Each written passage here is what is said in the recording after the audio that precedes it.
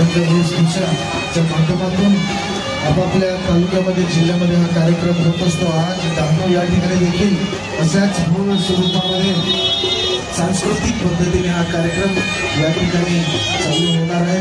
सर्व मान्यवर या ठिकाणी आलेले आहेत।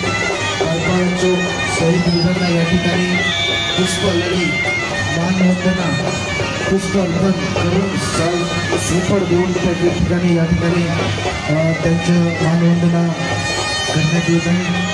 आणि त्यानंतर हळूहळू या मुख्य मंचकडे सर्व मान्यवर येतील। मी अजूनकडे विनंती करतो की आपापली जागा सर्व मित्रमंडळींनी घ्यायची आहे।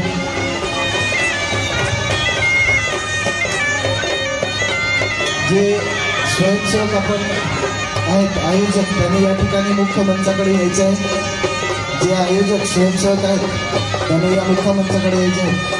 आपण बघतोय आपलं पारंपरिक नृत्य तारपा या ठिकाणी होडीवाले आहेत, सांबडवाले आहेत, सर्व टीम या ठिकाणी उपस्थित झालेली आहे।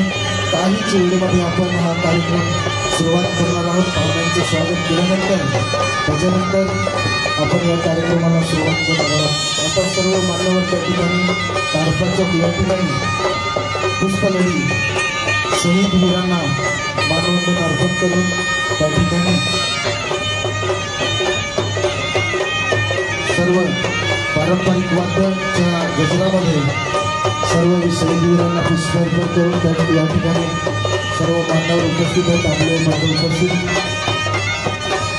आज 9 ऑगस्ट जागतिक दिन हा भव्य अशा स्वरूपामध्ये या ठिकाणी साजरा होत आहे, जल्लोष होत आहे। आपण सर्वांनीच या ठिकाणी सहभागी व्हायचे आहे। सर्वांनीच या कार्यक्रमामध्ये सहभाग घेऊन आपला आनंद हा व्यक्त करायचा आहे। आज आपण बघतोय आदिवासी समाजामध्ये खरोखरच संस्कृती जतन करणारा आदिवासी समाज मूळ दरीखोऱ्यामध्ये डोंगरामध्ये राहून एक संस्कृती जतन करून एक वेगळं या निसर्गाला देऊन हा आदिवासी समाज आज आपल्याला या कलेच्या माध्यमातून या ठिकाणी दाखवण्यात येणार आहे। म्हणून मी पुन्हा एकदा विनंती करतो की सर्वांनी या ठिकाणी यायचे आहे। सर्व स्थानिक डहाणूकर वासियांना देखील आवाहन आहे की या कार्यक्रमामध्ये सहभागी होऊन आपण या कार्यक्रमाची शोभा वाढवायची आहे। आपण बघतो हे पारंपरिक आदिवासी नृत्य या ठिकाणी जोरदार प्रदर्शन करताना संपूर्ण टीम या ठिकाणी तारपा आहे, सांबड आहे, घोडीवाले आहेत, असं हे या ठिकाणी सुंदर असं प्रदर्शन करत हा 9 ऑगस्ट जागतिक आदिवासी दिन आपण सर्वच या ठिकाणी साजरा करणार आहोत। तर सर्व मान्यवर सर्व यूट्यूबर या ठिकाणी उपस्थित झालेले आहेत।